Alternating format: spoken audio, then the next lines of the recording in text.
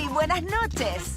Les damos la bienvenida a un nuevo capítulo de Noches Nerd. Un espacio de encuentro con el conocimiento entretenido para toda la familia. Dejamos con ustedes a nuestra conductora, Magdalena Cousiño Raspilich.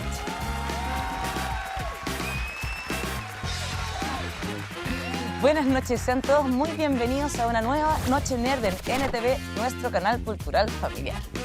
Esta noche vamos a hablar de un tema tan abstracto como concreto como es el tiempo. ¿Qué es el tiempo? ¿El tiempo en la Tierra? ¿El tiempo en el espacio? ¿Cómo podemos saber del paso del tiempo? Esa es nuestra única manera de darnos cuenta que existe. Podemos verlo a través de cómo vamos cambiando a lo largo de nuestras vidas, el paso de las estaciones, el curso de las estrellas. Incluso podemos tomarnos un avión y sentir que viajamos al pasado o al futuro si nos vamos a Australia. Sobre el tiempo en el espacio y el tiempo en la Tierra es de lo que vamos a hablar en este capítulo, con maravillosos invitados que les voy a presentar luego de la siguiente nota. ¿Has sentido que el tiempo pasa muy lento cuando estás esperando en una fila o muy rápido cuando lo estás pasando bien con tus amigas y amigos? Ya en el año 1905, el físico alemán Albert Einstein postulaba que el tiempo es relativo y que aunque corre ininterrumpidamente, percibimos que transcurre de distintas maneras dependiendo del estado en el que nos encontramos. Cleopatra vivió más cerca de la era de los computadores que de la construcción de las pirámides, y para los romanos clásicos estas edificaciones eran tan antiguas como ellos lo son para nosotros. Incluso recién supimos que un meteorito causó la extinción masiva de los dinosaurios en 1991, el mismo año que Nirvana lanzó Smells Like Teen Spirit. Aunque el tiempo es un fenómeno difícil de comprender, podemos observar su paso en el entorno, conocer cómo fueron las edades de la Tierra y sus cambios, hasta reconstruir nuestros orígenes mediante su comprensión. Prueba de esto es el descubrimiento en 2022 de la estrella más lejana observada hasta el momento. El telescopio espacial Hubble logró captar su luz, que demoró 12.900 millones de años en llegar a la Tierra. Incluso se estima que el astro existía cuando el universo apenas tenía unos 4.000 millones de años, solo el 7% de su edad actual. Pero ¿cómo se comporta el tiempo en el universo? ¿Será posible algún día viajar del presente al pasado o al futuro? ¿Qué herramientas existen para medirlo a gran escala? ¿Y qué certeza tenemos de que el tiempo que conocemos es el correcto? Las respuestas en la siguiente Noche Nerd. Vamos a presentar entonces aquí y ahora, en tiempo presente, a nuestros invitados maravillosos de esta noche. Con ustedes, Valentina Flores. ¡Bravo! ¡Hola! ¡Bienvenida! ¡Bravo! Y Andrés Gombro. ¡Bravo! Qué gusto tenerte acá, Andy, de nuevo. Por favor, Valentina, toma asiento que vamos a empezar con nuestra charla con Andrés. Andrés es vicerrector de Vinculación con el Medio, Extensión y Comunicaciones de la Universidad Mayor, es doctor en Física de la Universidad de Chile e investiga la física de la gravitación y de agujeros negros. Escribió el libro La música del cosmos y Física de berenjenas, que ha sido traducido en innumerables idiomas. También ha escrito varios con José Edelstein. Además, le encanta la cocina y escuchar mucha música, particularmente a los Beatles. Vamos a tener que hacer un capítulo especial del libro, parece. Pero ahora, por favor, hablemos del tiempo, ilústranos con tu conocimiento. Muchas gracias. Bueno, ¿qué es el tiempo? Nadie lo sabe realmente. Es un gran misterio y tengo 15 minutos para contarles algunas cosas que sí sabemos. A pesar de lo difícil que es definir y conceptualizar científicamente el tiempo, es algo que para nosotros es evidente, lo sentimos, lo vivimos. Un baterista, por ejemplo, un buen baterista, es capaz de llevar las pulsaciones en su batería con una precisión notable. No va a perder más de un segundo de sincronización luego de tocar unos minutos. La primera persona que pensó científicamente en el tiempo fue probablemente Galileo Galilei. Estaba, cuenta la historia, en la catedral de Santa María Assunta en Pisa, en Italia, y observaba cómo la lámpara oscilaba. Probablemente aburrido en alguna misa, se dio cuenta que la oscilación parecía ser uniforme, es decir, cada una tenía una duración igual a la siguiente. Más aún, se dio cuenta que no importaba la amplitud de las oscilaciones. Luego de esperar un rato, por supuesto, se dio cuenta que las oscilaciones empezaban a ser cada vez más pequeñas, ¿no es cierto? Pero el tiempo de cada una era el mismo.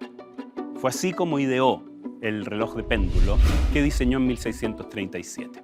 No fue, sin embargo, hasta Isaac Newton, que en 1687 publica su Principia, que el tiempo es definido de una manera más teórica, independiente de artefactos.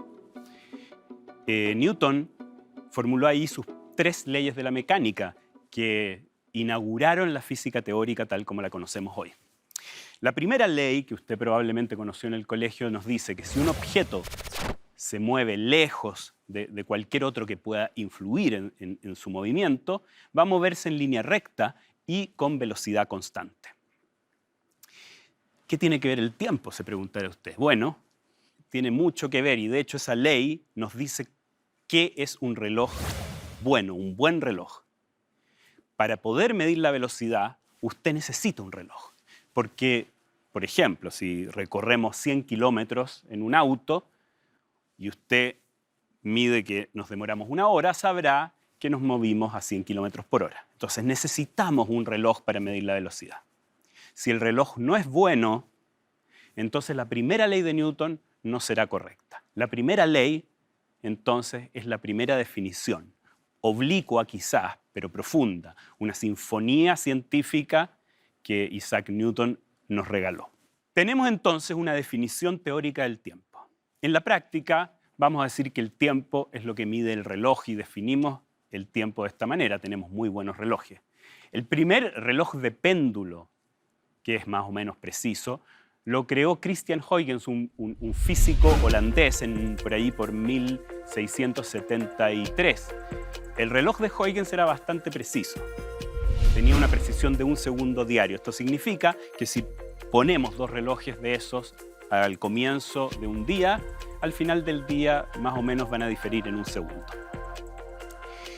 Eso es bueno, claro, 1 segundo en un día si usted quiere organizar reuniones.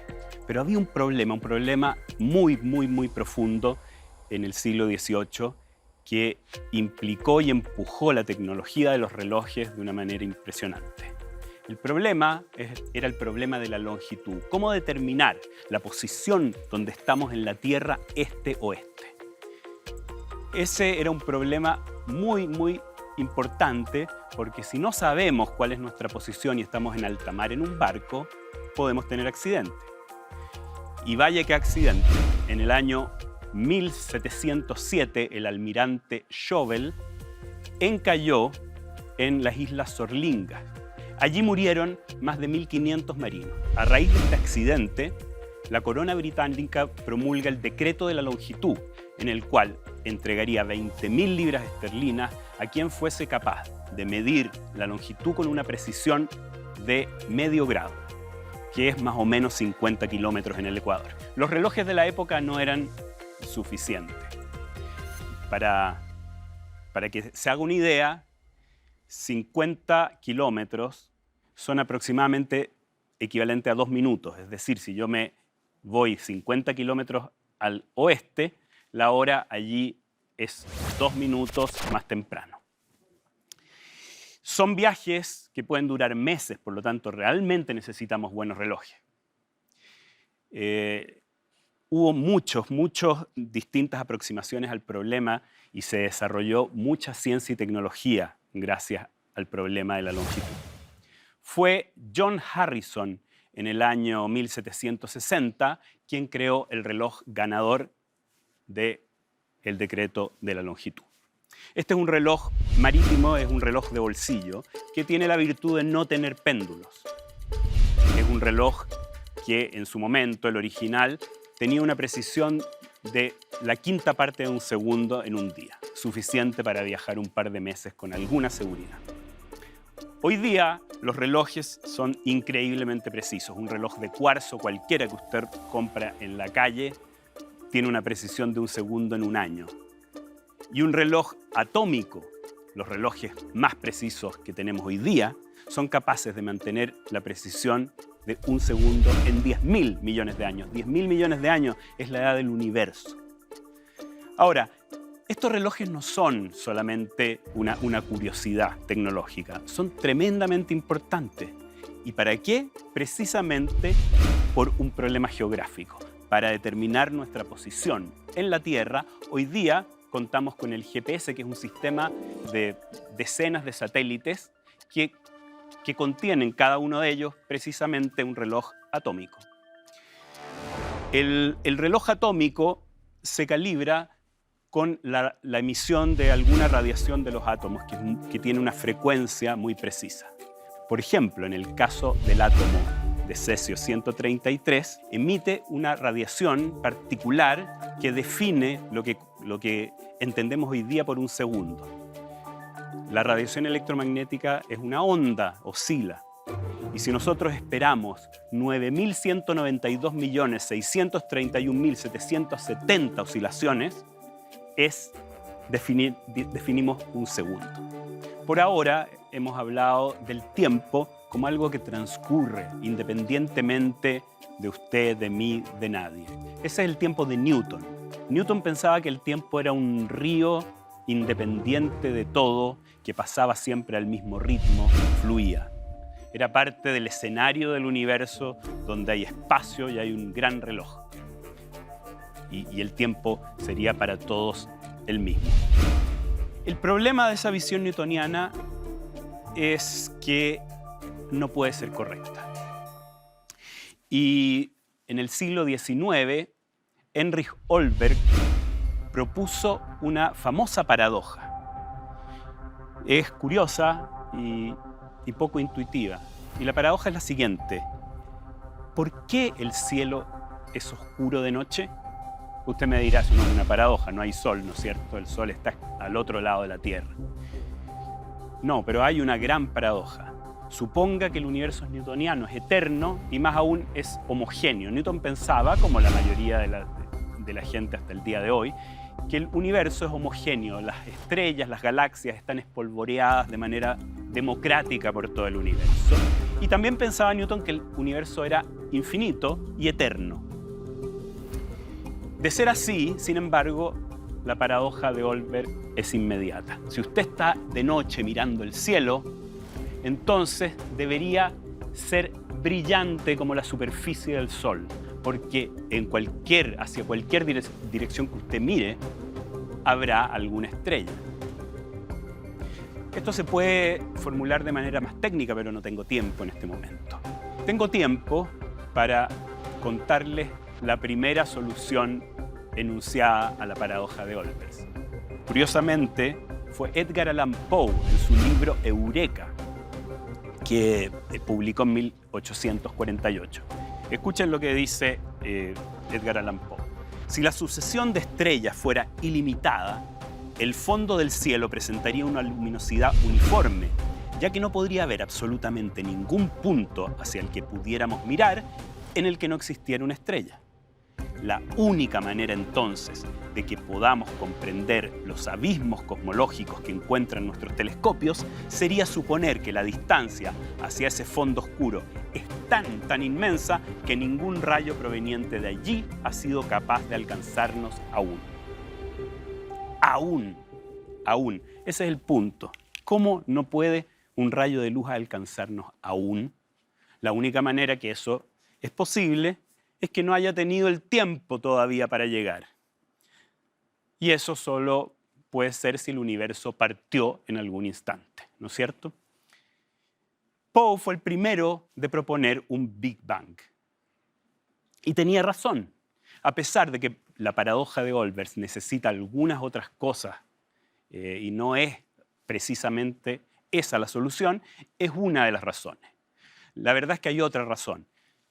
El universo se está expandiendo y esa expansión hace que las longitudes de onda se estiren con la expansión.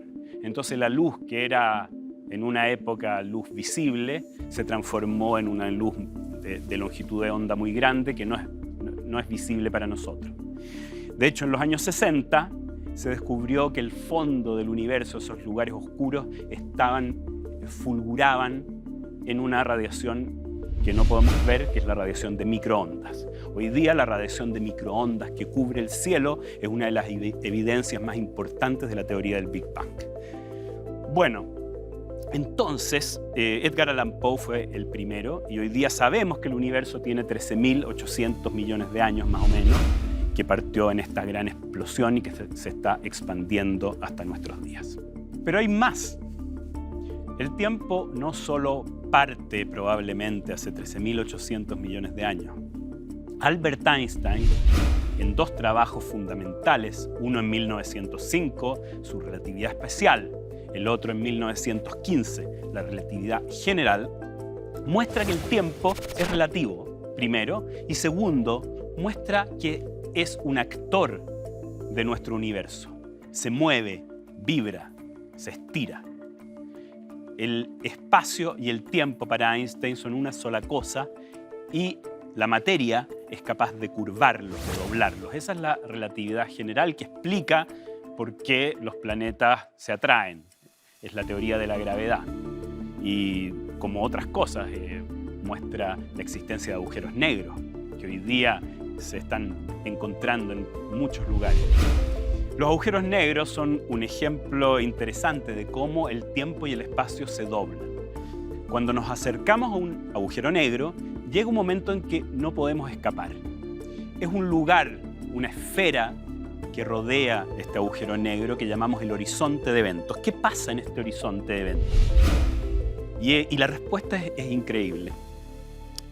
La gravedad es tan intensa que el tiempo y el espacio cambian de rol. Si usted atraviesa el horizonte de eventos, lo que ocurre es que el tiempo lo empuja hacia el interior. Déjeme ser un poco más preciso. Nosotros estamos aquí hoy día, usted está viendo el televisor y está viajando, por muy sentado que esté, está viajando hacia el futuro. Ese viaje hacia el futuro es inevitable, inescapable. Viajamos y viajamos hacia el futuro sin la posibilidad de volver al pasado. ¿Por qué? Ese es un problema difícil y no tenemos tiempo hoy día. Pero es una característica fundamental del tiempo que lo hace distinto que el espacio. En el espacio yo puedo caminar hacia allá y luego volver. En el tiempo no. Estoy condenado a ir hacia el futuro, lamentablemente. ¿Qué ocurre entonces en el agujero negro? Cuando pasamos esta superficie, el horizonte de eventos, estamos condenados a ir hacia el centro, la llamada singularidad. Ese centro ya no está en un lugar, está en el futuro del que está cayendo. Entonces, en ese sentido, el tiempo y el espacio cambian de rol. Es la fuerza, entre comillas, del tiempo la que nos empuja hacia el interior del agujero negro. Desde Einstein, la idea del tiempo cambió completamente y el agujero negro es un ejemplo muy nítido de esto. Déjenme darles otro ejemplo. Si usted vio la película Interstellar, recordará que había una nave que estaba orbitando un gran agujero negro de nombre Gargantúa. Y dos de los tripulantes van en una nave menor a un planeta que está más cerca del agujero negro. Y cuando vuelven, el capitán de la nave que había quedado allí estaba 25 años más viejo, a pesar de que para ellos habían pasado solo algunas horas. El tiempo entonces ya no es ese río newtoniano. El tiempo hoy día es algo elástico, algo dinámico y que probablemente comenzó hace 13.800 millones de años. El tiempo es un gran protagonista, no lo entendemos del todo, pero se me acabaron los 15 minutos de todas maneras. Muchas gracias. Muchas gracias, Andrés, por tu charla tan profunda y elástica. Digamos, qué ganas de preguntarte muchas cosas, lo voy a hacer, pero vamos a presentar a nuestra segunda invitada de la noche. Valentina Flores es geóloga y doctora en ciencias. Es académica del Departamento de Geología de la Universidad de Chile. Es investigadora experta en paleoclimatología y geoarqueología. Le gusta la cerveza artesanal, ¿a quién no? Y los tragos de colores, ¿a quién no? Y se declara aprendiz eterna de trompetista y audiovisualista. Muy bien. ¿Y tienes algún trompetista favorito? Como Cristian Couturufo, por ejemplo. Por ejemplo, hay un francés, Eric Truffaz. ¿Es tu favorito? Sí, es mi favorito. Me lo vas a tener que presentar porque no lo conozco. Ya. Muy bien, por favor, adelante. Ilústranos con tu maravilloso conocimiento del tiempo en la Tierra. Bueno, yo voy a hablar del tiempo ahora, 15 minutos para mí, pero para hablar del tiempo desde otro punto de vista, otra perspectiva, otras escalas de tiempo. Voy a hablar del tiempo geológico. Voy a hablar de cientos de años, de millones de años incluso, o quizás más. Pero para hablar de eso, voy a referirme a cómo evoluciona el paisaje, cómo evoluciona la superficie terrestre. La superficie terrestre y el paisaje que nosotros vemos cuando uno va, por ejemplo, por una carretera viajando, ¿qué es lo que vemos? Vemos cerros, vemos ríos, quizás vemos la costa, pero más que el paisaje en sí mismo, que es muy bonito, el paisaje nos está contando qué y cuáles son los procesos que han ocurrido para que nosotros lleguemos a ver la postal que estamos viendo. Estos procesos son una mezcla de procesos que ocurren a distintas escalas de tiempo. Tenemos procesos geológicos de escala temporal más larga, como son los procesos endógenos. Como su nombre lo dice, son procesos internos que tienen que ver con fuerzas internas de la Tierra. Y estos procesos crean relieve. Tenemos, por ejemplo, la fragmentación de Pangea, este supercontinente, ¿ya? Pangea, que significa toda la Tierra, este continente que existió hace hasta 225 millones de años. Se empezó a fragmentar, los continentes se empezaron a mover y en 1912 Alfred Wegener se dio cuenta de estas similitudes geográficas y, ¿no es cierto?, si juntamos todos los continentes, podemos formar, como piezas de un puzzle, un gran continente, Pangea. Entonces, Alfred Wegener, a partir de esta coincidencia, ¿ya?, más evidencias paleontológicas y geomorfológicas, propuso que los continentes derivaron en algún momento, se desplazaron unos con respecto a otros. Esta teoría, más la expansión oceánica, en los años 70 tomó la forma de la teoría de tectónicas de placas. Recién en los años 70, aproximadamente 50 años atrás, logramos explicar lo que venía pasando desde hace 225 millones de años. La tectónica de placas nos dice que hay lugares donde se expande la corteza, donde se separan los continentes, ¿ya?, y se genera corteza, y lugares por donde se encuentran. Los lugares donde se encuentran es lo que nos pasa a nosotros. En este caso tenemos la placa de Nazca pasando por debajo de la placa sudamericana. Eso tiene un montón de consecuencias, como que seamos uno de los países más sísmicos, como que tengamos gran cantidad de volcanes, pero para nosotros y para el paisaje es muy relevante porque gracias a eso tenemos la cordillera de los Andes, que no solamente aparece en el territorio chileno, sino que a lo largo de toda Sudamérica. Entonces tenemos por un lado estos procesos endógenos que crean continentes, que crean paisaje.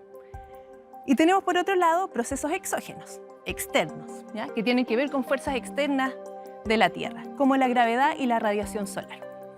Estos procesos tienden a destruir el paisaje, o mejor dicho, lo van modelando, ¿ya? Entonces lo que se crea por procesos endógenos se va erosionando por procesos exógenos. Hay distintos agentes exógenos. Tenemos el viento, tenemos el agua, ¿no es cierto?, a través de los ríos, y tenemos también los glaciares. Y con respecto a los glaciares, es súper relevante para nuestro paisaje. Durante el último máximo glaciar, más o menos 20.000 años atrás, gran parte del mundo estaba cubierto de hielo. Y para nosotros en Sudamérica, o en Chile particularmente, teníamos un manto de hielo que llegaba más o menos hasta la latitud de Temuco. El hielo estaba mucho más desarrollado en los polos, el nivel del mar estaba más o menos 120 metros del nivel, más abajo del nivel actual, o sea, el paisaje era muy distinto a como lo conocemos. Y el último máximo glaciar es el último de varios periodos glaciares que ocurrieron durante el Pleistoceno, ¿ya? El Pleistoceno es un periodo geológico que abarca desde los 2,59 millones de años hasta los 11.700 años. ¿Y cómo sabemos que han ocurrido estas glaciaciones a lo largo de la Tierra? Existen varias evidencias, pero una de las más contundentes es este cilindro de hielo que se sacó en la Antártica, el testigo Vostok. Es un testigo, como su nombre lo dice, es un registro de lo que ha pasado a lo largo de los últimos 420.000 años sobre la superficie de la Tierra. Es un cilindro de hielo que tiene más o menos 3,5 kilómetros de longitud.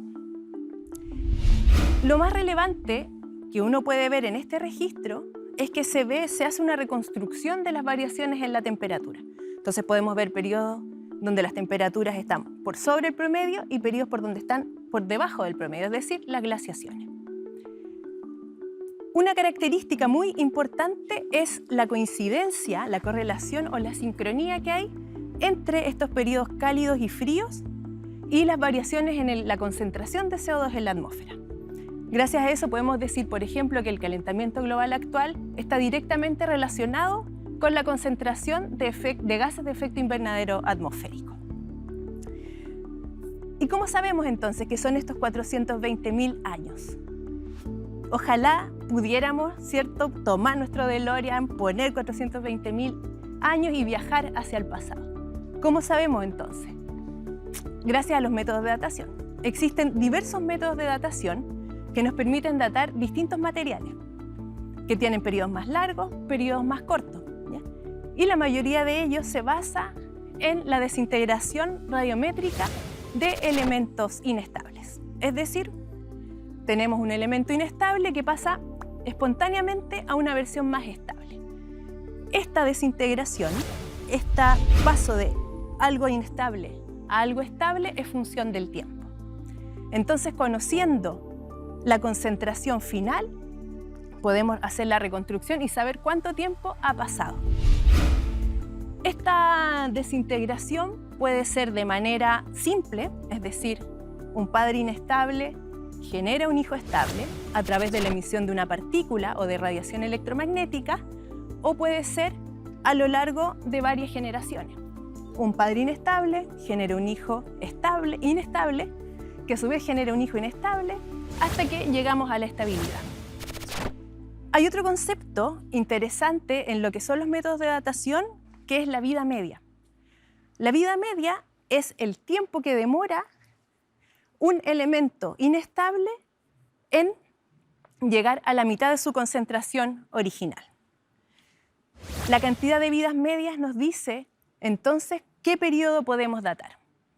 Pueden ser millones de años, pueden ser cientos de millones de años o los últimos miles de años. En particular, en geología trabajamos con los sedimentos. Un sedimento o un testigo de sedimento se ve más o menos algo así. Tenemos distintas capas. Cada capa, las variaciones entre capas, podemos ver, por ejemplo, que hay granos más finos, granos más gruesos, distintos colores. Todo esto es un registro de cambios ambientales. Podemos ver, por ejemplo, que hemos tenido lugares donde antes han habido glaciares, posteriormente lagos, posteriormente desiertos, y podemos hacer esta reconstrucción ambiental a partir de las características de los sedimentos. Como les decía, en base a su color, en base a su forma, en base a su tamaño, vamos interpretando los procesos físicos que han ocurrido y nos va contando la historia de cómo ha evolucionado el paisaje sobre la superficie terrestre. En particular, los geólogos y geólogas que trabajamos en tiempos más recientes y en sedimentos más recientes, utilizamos mucho el radiocarbono. El radiocarbono es un método de datación que se basa en la desintegración radiactiva del carbono 14. ¿Cómo funciona esto? La atmósfera tiene una concentración de CO2 que lo va intercambiando con las plantas. Las plantas, a su vez, incorporan este carbono 14, ¿ya?, gracias a la fotosíntesis. Los animales comemos plantas y de esa manera incorporamos este radiocarbono a nuestro organismo. Cuando un organismo muere, deja de consumir, ¿no es cierto?, plantas y cierra este sistema de intercambio con el CO2 atmosférico. Entonces uno, viendo la concentración del carbono 14 en el cuerpo del organismo, puede ir hacia atrás con esto de las vidas medias y determinar la edad, el tiempo que ha pasado desde que este organismo estuvo vivo. De esa manera, entonces, desde la geología, a diferencia de la física, podemos viajar en el tiempo y podemos, a través de la integración de la información que nos entregan los sedimentos con los métodos de datación, saber cómo era el paisaje, cómo eran las condiciones ambientales, incluso climáticas y muchas otras cosas más, a lo largo del tiempo, en un momento dado, en la superficie del planeta Tierra. Muchas gracias.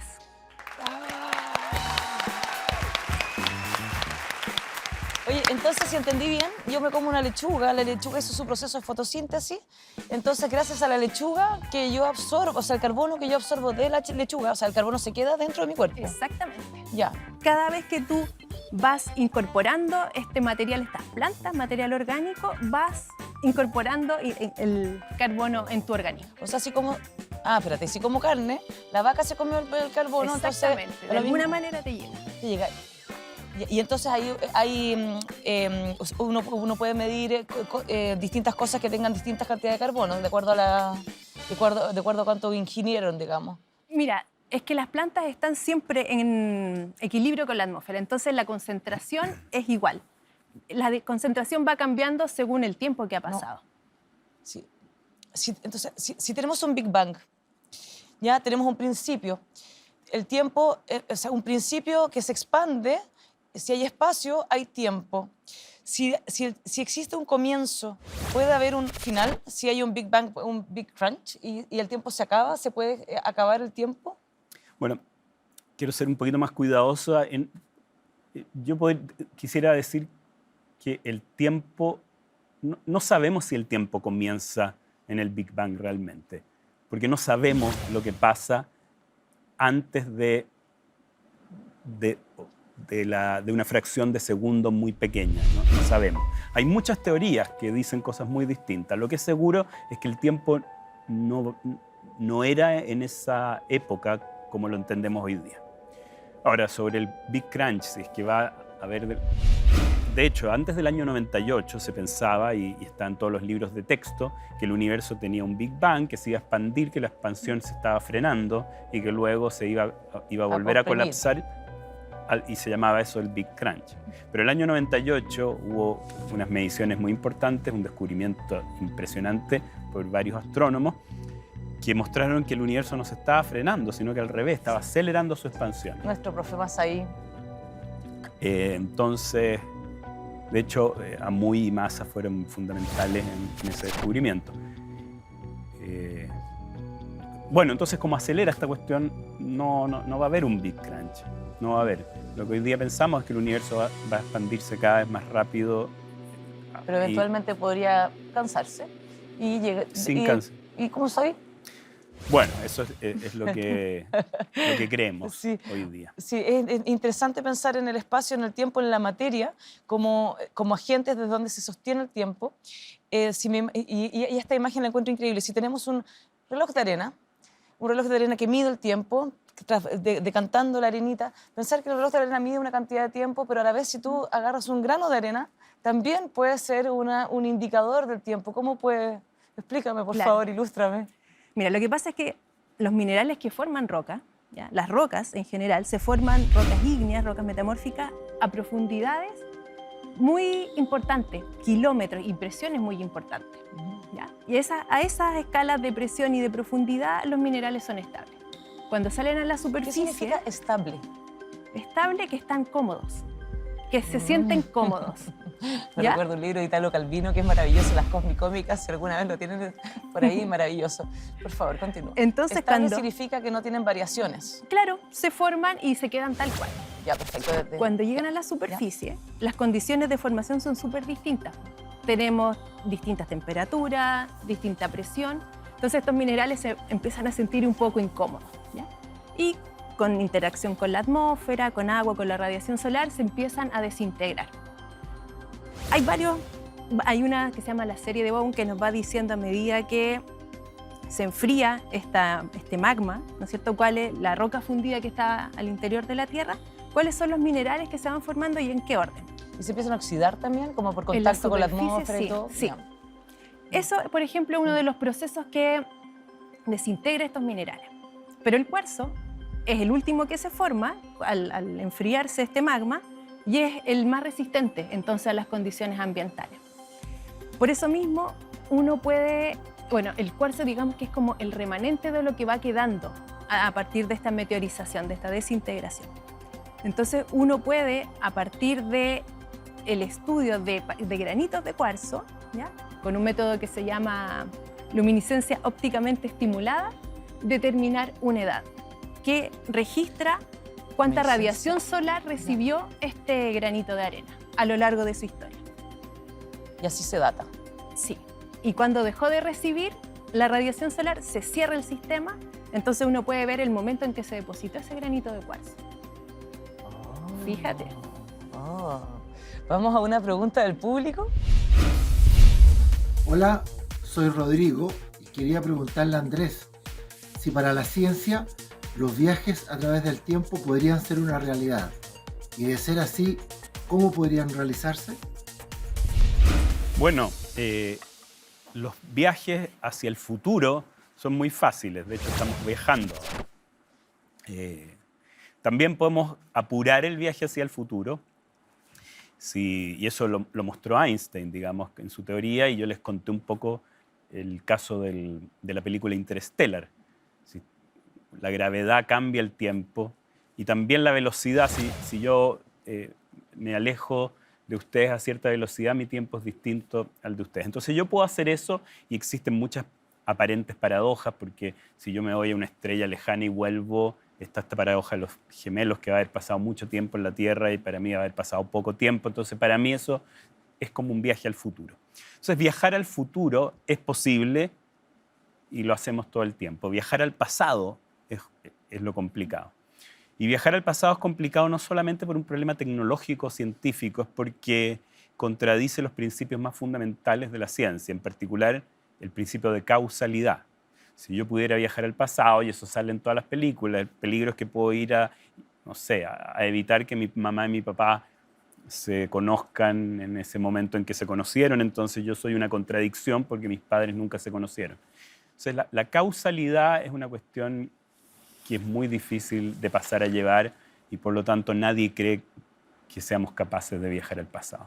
Excepto los geólogos. Excepto los geólogos. Sí. Sí. Sí, porque estaba pensando, por ejemplo, en la expedición a la fosa de Atacama, de Osvaldo Ulloa, y estaba bajando a me interesa esto, cómo convive el paleoclima, lo paleo con el presente. Es increíble cuando estábamos hablando recién del diminuto instante inmenso en el vivir, ciertas musicales, el eterno presente, sin embargo, convivimos en espacios que convivimos con el comienzo del cosmos todo el tiempo. Estamos en una eternidad en el presente. Y bajamos al fondo de la fosa y nos encontramos con un paleoclima vivo. Yo encuentro alucinante, eso me parece tan alucinante. Como viajar al espacio. Incluso creo que más ir a la fosa. De hecho, también me nos parece más. Sí. No, yo no sé lo que es el paleo, que expliquen. El clima del pasado. Es el clima del pasado. Es el estudio de las variaciones climáticas que han ocurrido a lo largo del tiempo. Como tenemos registros históricos de mediciones climáticas, de temperatura, de velocidad del viento, etcétera, etcétera, con suerte desde los años 50 acá en Chile, quizás algunas pocas estaciones más antiguas, pero para entender bien cómo es esta variabilidad climática, sobre todo la que es de más larga variabilidad, ¿ya? Tenemos que ir hacia atrás, tenemos que saber cómo venía ocurriendo el clima, cómo venía variando. Entonces tenemos que hacer estas reconstrucciones para poder complementar esta ventanita así de tiempo, 150 años, 50 años a veces. Entonces, para entender bien por qué el clima es como es en este momento, cómo va a ser a futuro, necesitamos viajar hacia el pasado y ver cómo era el clima antes de los registros que tenemos actualmente. Sí, oye, ¿y qué pasa acá en Chile? ¿Cómo era Chile? ¿Qué se sabe del origen el paleorigen? ¿Desde cuándo cómo es esta cordillera, este territorio? Oye, es que es una pregunta que tiene muchas respuestas porque depende de las escalas de tiempo a las que hablemos. El clima, cuando escuchaba tu charla y hablabas de la música y el ritmo, para mí el clima es como una canción también. Hay variaciones que son de escala temporal más larga, que podría ser, por ejemplo, como el bombo de una batería. Claro. Hay variaciones que tienen una frecuencia más alta, como podría ser una trompeta, por ejemplo, y una frecuencia intermedia que podría ser una guitarra. Cuando uno junta todas esas variaciones, se forma el clima y se forma una canción. Entonces, para poder entender bien todas estas variaciones, porque al final el clima es una suma de señales de distintas frecuencias. Entonces, para poder entender bien esto, es que vamos para el pasado. Y en el caso de Chile, han habido muchas variaciones. Y depende también la latitud, ¿no es cierto? ¿En qué momento comenzó la hiperaridez en el desierto de Atacama? ¿En qué momento Patagonia y hasta Temuco estaba cubierto de hielo? La zona central, ¿cuándo fue más seca, más húmeda? Todo eso son variaciones de distintas escalas. Vamos a ir a la pregunta del público número 2. Hola, me llamo Belén y tengo una pregunta. Me gustaría saber si realmente podemos conocer la edad de un árbol a partir de sus anillos y si podemos saber otro tipo de información sobre su pasado cuando miramos estos. Gracias. Ya, para Belén, la respuesta. Claro que sí, podemos conocer la edad de un árbol. Hay distintos métodos, de hecho, a propósito, hace poco salió la noticia del árbol más antiguo, el gran abuelo. El gran abuelo en Chile. Sí, en Chile. Un alerce, ¿no? Sí, un alerce. Sí, del Parque Nacional Alerce Costero, ahí al sur de Valdivia. Y ha sido un estudio medio controversial porque la metodología que usan, bueno, el resultado principal es que este árbol tiene más de 5.000 años y que sería el más antiguo, incluso más antiguo que uno que está en California, que tiene alrededor de 4.000 y tanto. La metodología que usaron no es la metodología tradicional, entonces por eso ahí está como un poquito la disputa. Pero la metodología tradicional para conocer la edad de un árbol se basa en el conteo de bandas, de pares de bandas. Si uno mira el tronco de un árbol, ¿no es cierto? Vamos a ver que son bandas concéntricas más claritas. A los anillos. Sí, ¿ya? Más oscuros y más claros. Un par de anillos, ¿ya? Refleja un año en la vida de un árbol. Hay que pensar que durante la primavera y el verano, ¿ya? Sobre todo durante la primavera, los árboles, las plantas crecen, ¿ya? Entonces tienen más requerimientos de agua, de alimentación. Eso genera que los árboles formen células más grandes. Y durante el otoño y el invierno no necesitamos tanta demanda, entonces las células son más pequeñas. Eso hace que tengamos anillos, ¿no es cierto?, más claros, más oscuros, y que nos marca eso: primavera, verano, otoño, invierno. Ya me encantó. Son células grandes, células chicas, de acuerdo a la interacción con el clima, de acuerdo a la necesidad de absorción energética. Claro. Entonces uno contando, ¿no es cierto?, desde afuera, desde el exterior, que sería el tiempo presente, hacia el interior uno puede ir viendo cada par de anillos, nos indica un año. Y así uno puede contar la edad del árbol. Eso, por supuesto, se puede complementar con métodos como el radiocarbono también, pero el radiocarbono no es tan preciso, siempre tiene un rango de error asociado. Y sobre todo después del mundo manipulando la radio. Claro, hasta 1950. De hecho, hay una cosa interesante con eso, que entiendo que si tú puedes usar los árboles para calibrar la metodología del radiocarbono, ¿no? Claro, sí. Porque mides la cantidad, puedes saber la concentración de carbono atmosférico. Exactamente. Sí, y uno puede ir correlacionando, comparando, digamos, secuencias de anillos de distintos árboles, incluso crear una serie de tiempos súper larga. Y en el cual también se va midiendo las condiciones atmosféricas. Por ejemplo, si hubo una erupción volcánica y hay una cantidad de como hitos que se vayan registrando en este proceso. Todos los cambios ambientales van quedando registrados. Entonces, por ejemplo, incendios o cuando crece mucho el follaje de los árboles, no llega mucha luz abajo. Cuando, por ejemplo, hay erupciones volcánicas, sequía, todo eso va quedando registrado en los anillos de los árboles. Así que uno, además de tiempo, de la edad del árbol, puede conocer también cómo eran las condiciones ambientales en algún momento del desarrollo de ese árbol. Ok, estamos en este universo lleno de interacciones, lleno de huellas, en expansión, en este universo en el cual siempre se dice que somos un pestañeo. La humanidad es una... ¿Dónde estamos en relación al tiempo en el universo? ¿Dónde crees tú, Andrés Bomberov, que estamos en relación al tiempo-espacio del universo? O sea, el universo tiene 13.800 millones de años. El ser humano está hace 200.000 o algo así. 200.000 frente a 13.800 millones. es un pestañeo. Así que Oye, somos muy Yo tengo una pregunta. Ya, el Big Bang pasó hace 13.800. ¿Cómo sabemos? 13.800 millones de años. ¿Cómo tenemos idea de cuánto tiempo ha pasado? Es una gran Qué buena pregunta. Es que es difícil. No, pero eso, por supuesto, es muy difícil de determinar, pero claro, no es datación, sino que es teoría. Hay muchos parámetros del universo que podemos medir. Podemos medir, por ejemplo, la densidad promedio del universo. Podemos medir las abundancias de los elementos químicos. Y hay toda una teoría, la teoría de Einstein usada para la cosmología, que nos indica que para que las cosas sean como las vemos tienen que ser 13.800 años. Pero todo Es como eso una reconstrucción. es una reconstrucción teórica de... Pero afortunadamente se ve desde distintos puntos de vista. O sea, no es que haya un solo parámetro. Es como con las galaxias también o la edad de la Tierra. Hay muchas maneras de medir la edad de la Tierra y son todas consistentes. Y la edad de la Tierra tiene que ser menor que la edad del universo, qué sé yo, y de la galaxia. Y así vamos. Qué lindo, increíblemente interesante esta temática que realmente tiene tantas dimensiones. Es maravilloso para haber contado con ustedes esta noche, pero el tiempo se nos acaba lamentablemente, así que vamos a tener que despedirnos. Acompáñame por favor a despedirlo. Muchísimas gracias por su tiempo, por todo su tiempo para contarnos estos temas a ustedes en las casas. Por favor, siéntanse con que todas sus dudas, sus preguntas, sus comentarios los pueden hacer a través de nuestras redes sociales. Sigan investigando, sigan aprendiendo, disfruten y nos vemos en el próximo capítulo. Buenas noches.